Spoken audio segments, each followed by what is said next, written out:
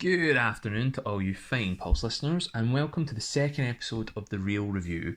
Yes, that is REEL, a still highly original title, and that is with me, Paul Mackie. First of all, I'd like to thank Christina Littleson, one, for having me back, and I'd also like to thank all the people who contacted me about the last review slot, which I did at the beginning of February. You've all left some kind thoughts and comments with me, and hopefully I can continue to get better and do some more interesting stuff. Now, my last show was just before the Oscars, so I'm going to do a very, very brief Oscar catch-up, just to give my thoughts. I'm going to be honest, it is nothing other than an egocentric part for me to spend 5 minutes talking about this, as I know it is old news, but I did want to talk about it at the time, but obviously it was literally like the night before. So, before I do that, I'll also be talking about two films today. One's a Netflix film and one's a film that's not even out yet. Both are very contrasting, and also, if I get time, I'm also going to talk about a little short film that's going to be in festivals very soon. So let's see what we can pack into this show. So, firstly, let us dig into the Oscars. So, 2020 had a great array of Oscars in terms of the categories. It was very wide, very varied. Let's just start off with the Best Picture winner, Parasite, a brilliant winner. Personally, I think I even said it on the other show, I wanted Jojo Rabbit to win. A great contender, Jojo Rabbit. I thought it had more variety in terms of it was both comedic, it had pathos. Brilliant acting, especially from the two younger actors. I cannot remember their names. Roman something or other, and likewise the other guy had a name. And Taika Waititi. But Parasite was a brilliant winner, well deserved, and it was great to see Bong Joon-ho win. Especially for a foreign film. I know he's done some American films. In terms of Best Actor, I think I love the fact Joaquin Phoenix won. He deserved it for that performance, but he did win the BAFTA. I was hoping that Jonathan Pryce was going to pick it up for Two Popes. He did brilliantly starring across Anthony Hopkins, and playing that role where it's someone who is very much still alive and quite a figure within the media. I thought he did a great job of keeping it both comedic but yet also telling the serious side of the story. Best supporting actress, Laura Dern. I personally thought Scarlett Johansson would have picked up, but I did like Laura Dern. I thought her and Scarlett Johansson in Marriage Story, they both would have deserved the best supporting actor in Marriage Story, or they both would have deserved a win for Marriage Story. But yeah, Laura Dern did okay, and Scarlett Johansson, Jojo Rabbit was okay again. But yeah, she deserved that. Best Actress, I personally was gonna, as I said, Scarlett Johansson probably for Marriage Story would have got that. I mean, if you're going to play opposite Adam Driver, who just instinctively always looks like Kylo Ren, I just can't take him seriously, and I don't know how she did it or how anyone acts opposite him and doesn't want to go, hey man, just, you never really won the battle of the Wrens, the Knights of Ren. Best Director, Bong Joon-ho, the deserving winner. Sam Mendes would have been a great contender as well for 1917. Tarantino was, he would have been okay for it. I wouldn't have particularly thought that Once Upon a Time in Hollywood was an amazing movie, but up against Parasite and up against Joker, even up against The Irishman. But Scorsese and Tarantino, I don't think, stood a chance with Mendes and Todd Phillips and Bong Joon-ho. Best Original Screenplay, again, Parasite, very worthy winner. Personally, I wanted Rian Johnson's Knives Out. That would have been my best winner. And Best Supporting Actor, Brad Pitt. Deserved it. He deserved it for a lot of other roles too. And probably Best Music. Let's deal with Best Music. So again, Joker got that. A very, very good score for the Joker. I wouldn't have put any of the other contenders up against it. Maybe John Williams for Star Wars, but I think that's just because John Williams is John Williams. Really, really well deserved. The speeches, as per usual, at the Academies is always side on the slightly political point of view, which I don't personally agree with, only because you're watching it as a form of theatre. They can use their voices for a good thing, but also I sometimes feel like people go up there and, like me right now with this 5 minutes into this, and I am talking utter rubbish about the Oscars. So I'm going to now move on. I've made my political speech about the Oscars, so let us just kick right in there with the first film I'm going to review. Before I even tell you the name of it, I'm going to say some names. I'm going to say Anne Hathaway. I'm going to say Ben Affleck. I'm going to say Willem Dafoe. I'm going to say Dee Reese. Um, Now, I would think this is going to be an amazing film. What a cast lineup! What a director! Pariah, Mudbound, brilliant, brilliant films from Dee Reese, and it is a film called The Last Thing He Wanted. And believe me, this pun has been done a million times, but I'm going to use it anyway.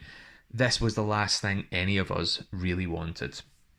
Let me just set the scene. So Anne Hathaway, she plays a strong-willed investigative journalist, Ellen McMahon, who is out at the beginning of the film in El Salvador, and she's documenting America's involvement in horrific war crimes. But this is all cut short, and she has to fly back home to the States. And then we kind of randomly cut to 2 years later. It's 1984. I can see why they did this because of things that come up later politically, but she's kind of contrasted now with being in this safe environment of the newspaper office. She's dying to get back out in the field and continue her search into this gun running story between sort of America and El Salvador and those countries.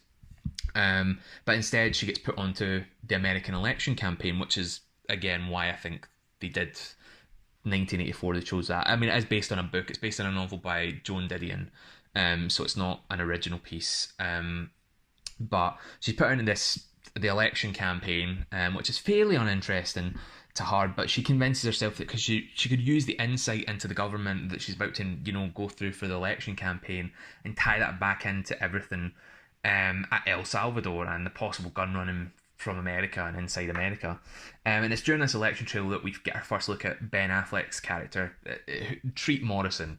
He plays a government official, an aide, an advisor. No one really knows. I'm going to be honest. His character just feels very sleazy, uninteresting, and he basically seems to just be there to fill a big name in the cast.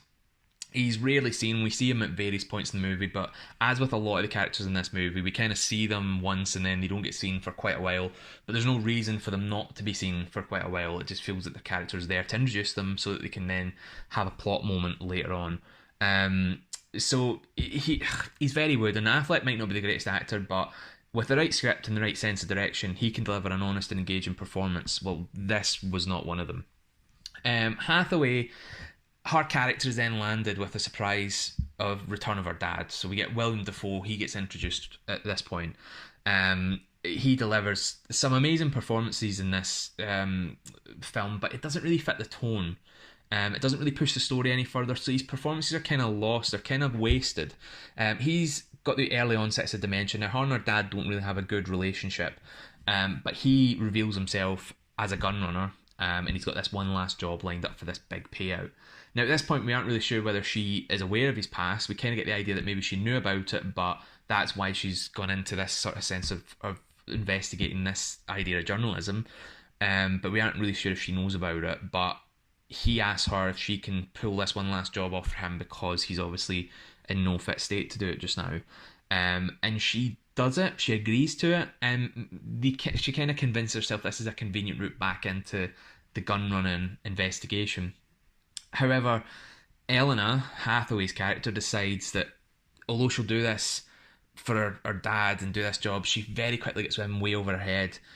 We see her get sort of with ease embroiled with big names in the dealing business, and she very easily manages to broker deals with people that you would be naturally very scared of, and maybe that's because of her journalism background. You could almost just believe that. But things go very quickly awry for her. I won't do any major spoilers because I do want people to go and maybe check it out. This is on Netflix, by the way. I should have said that at the beginning. But they go very quickly awry for her, as you would imagine, because this is still quite early on in the film. But our father very quickly, we see him every now and then, but he very quickly disappears in the story. Like, there's no real mention of him. He comes back in a few other scenes, but there's no real mention of him after that. So the only people she really deals with after this is the people that our father set her up with back in the US, who brokered the deal for her to go across into these countries to do an arms deal in return for this money. Now, as you can imagine, she doesn't get the money, and then she's left in this country without any way out, but obviously she sees it as an opportunity rather than as a bad thing at first. So she goes investigating and digging into various people that she shouldn't. And very quickly, she ends up with a lot of different people after her. Now, this is the point, and it doesn't really, there's not a lot of clarity within the film in terms of who does what and who is the bad guy, who's the good guys. I mean, there's no real bad, there's kind of a grey area of good and bad in this film. So we don't really know. I don't even think she knows who she trusts, but even the audience, you don't have a clear definition of, right, these are the good guys, at least for that moment in time, or these are the bad guys. But she very quickly goes from trusting nobody, I'm in here, I'm not trusting anyone, I'm using people to get where I want, to sort of trusting everyone, because it's weird in this film that she's in an alien environment, as a white woman in this sort of environment, who's very easy to find, yet none of these bad guys seem to be able to find her. And fair enough, that's her investigative journalism, maybe she's good at hiding. But yet all the people from the US who have no contact or no idea of where she is, they all manage to somehow find her and get in contact with her and offer her various routes out. But obviously, along the way, various routes get uncovered, not necessarily to be what they are. They aren't necessarily the easiest way out. So she's trying hard to get back to the US. She's found out some things that she can use in her articles. She's found out what she thinks is enough to actually run this story. But now all she needs to do is get back to the US. And you're kind of thinking, how did you find all this out? She kind of gets information. She's taking pictures, taking notes when she kind of goes to try and meet various people in order to get herself out the country. It's all a bit confusing. It all kind of in the middle just becomes disjointed, and there just seems to be these random sequences of events, and every now and then bits of her backstory pop up, like she's got a daughter back who's at private school, and she's had breast cancer and had to have one of her breasts removed. It just feels very shoddily placed. All these bits of backstory and all these bits of information just feel very shoddily placed within what should be the rise in action in the movie. Nothing really feels natural at all in the way it's done. There are some sequences towards the end, sort of action sequences, that just feel as if they're placed there to go, right, oh, here we are, 15, 20 minutes in, right, another action sequence. And again, there's no real sense of payoff. There's no real sense of there being any way forward for the story. It just feels like there's an action sequence that isn't doing anything to service, apart from servicing a big set piece that they wanted just to make the film look good and sell it in the trailer.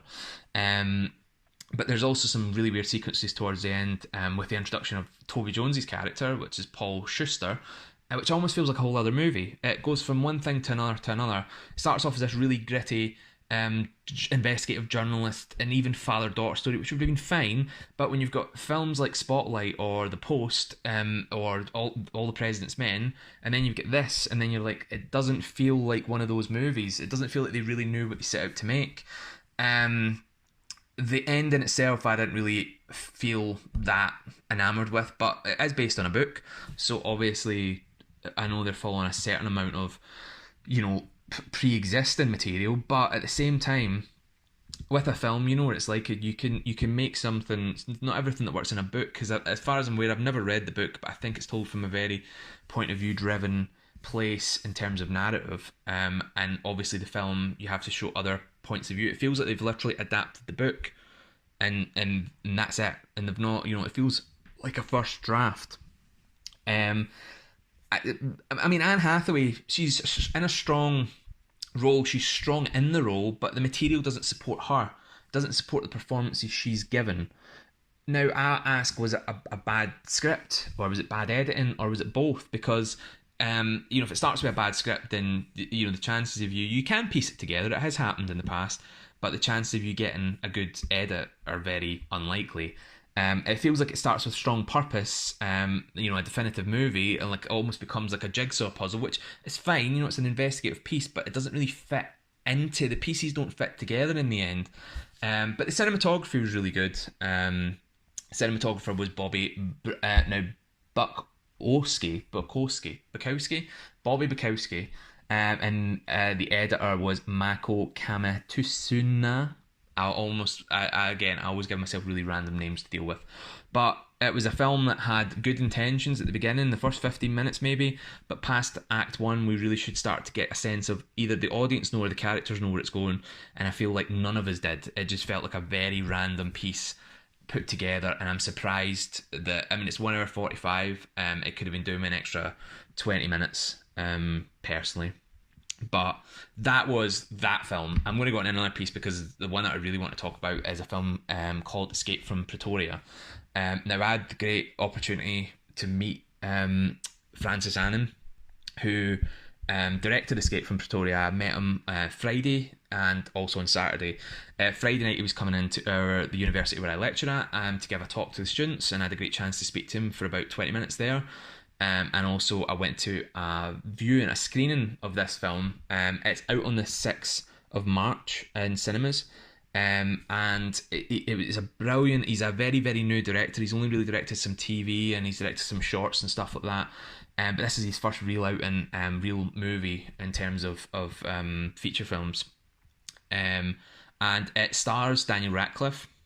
And basically the story goes that it's based on a book called Inside Out: Escape from Pretoria Prison, and that's by Tim Jenkins. Now that's who Daniel Radcliffe plays, and it's a genuine story of him and a guy called Stephen Lee, who's played by I think Daniel Webber plays Stephen Lee in their Escape from Pretoria Prison, which was a prison where basically white political terrorists were put. They were both being charged with distributing propaganda for the banned ANC organisation.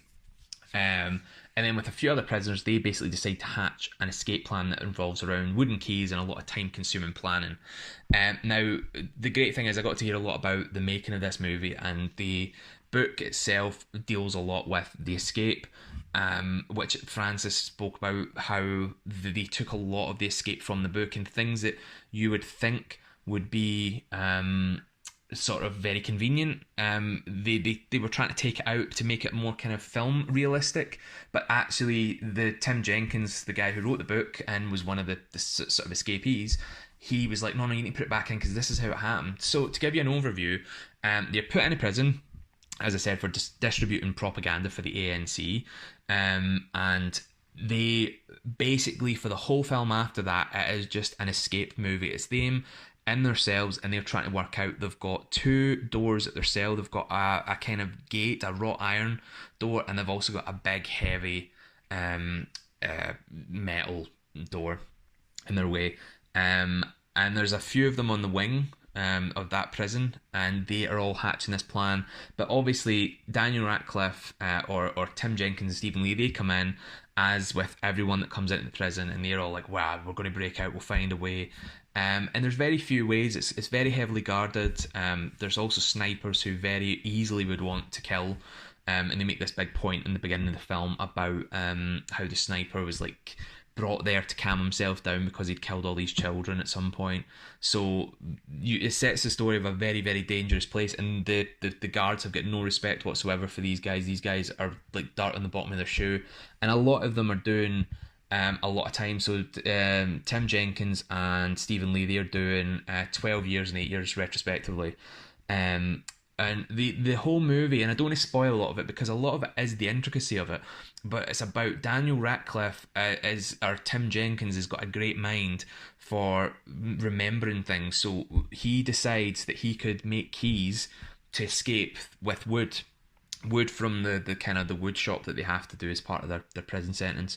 And he looks all these keys, and apparently, from what Francis was saying in the book, he said he looked at them for like 2 weeks or something like that. But they're condensed in the film, and he looks at them, and then he goes and draws them, and then he looks at them, goes and draws them, and then you see him using paper and pushing it into the hole for the key and taking imprints, and then he starts to design what size it would need to be, and then he starts to slowly make these keys.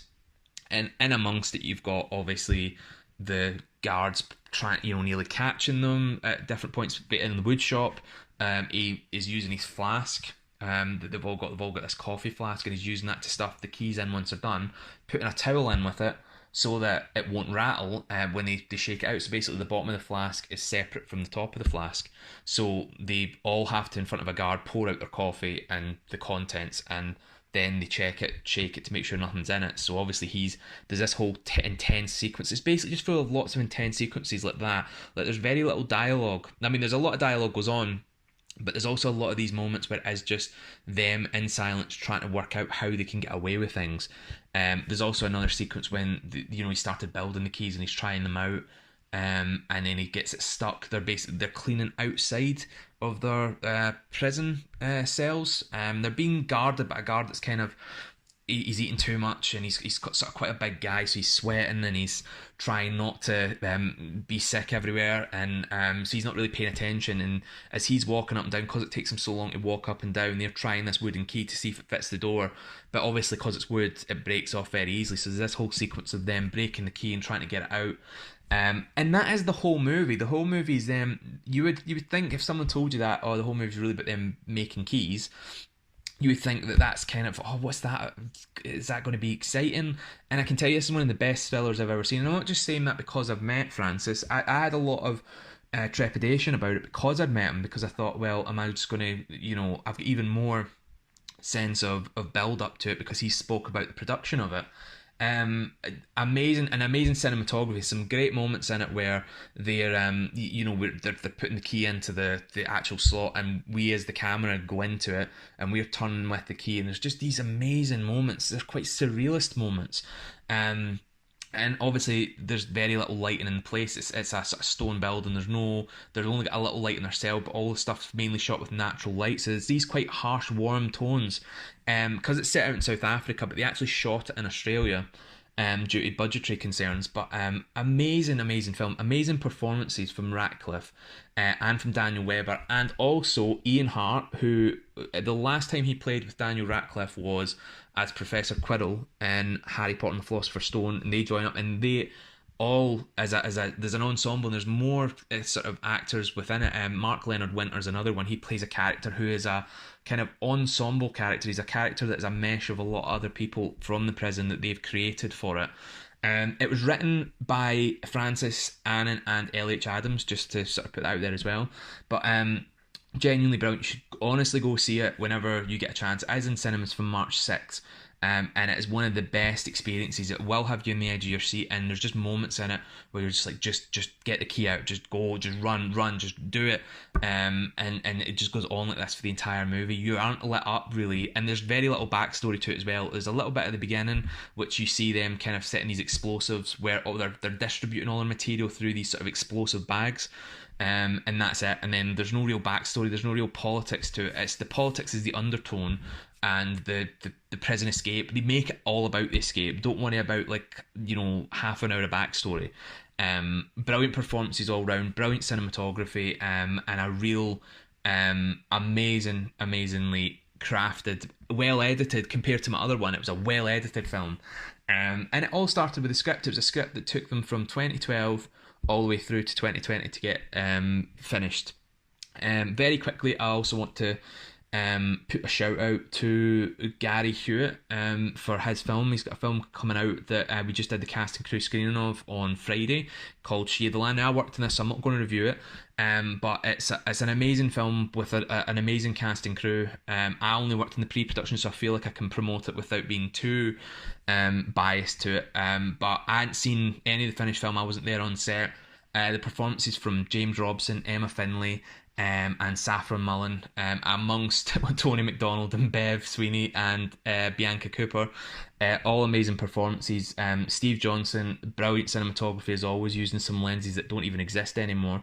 It's doing a festival running out, She of the Land. It's a kind of horror, all about a farmer whose wife has been put under the spell of a witch. It's a 10-minute piece. It is honestly a brilliant film. If you get a chance to see it, go see it. But again, thank you very much. If you've got any films you want me to review, please send them over to me. I'll try and keep this as varied as possible. If you get any comments, send them to me. I'm on Facebook, Paul Mackie writer director. I'm also on Twitter. If you just find me Paul Mackie, it's at Paul Pitt. And also I'm on Instagram. It's Paul Mackie 94. That's POLMACKIE. But yeah, thank you very much, and I hope you all have a lovely month, and we'll see what we get for next month. And thank you again to Christina. Enjoy.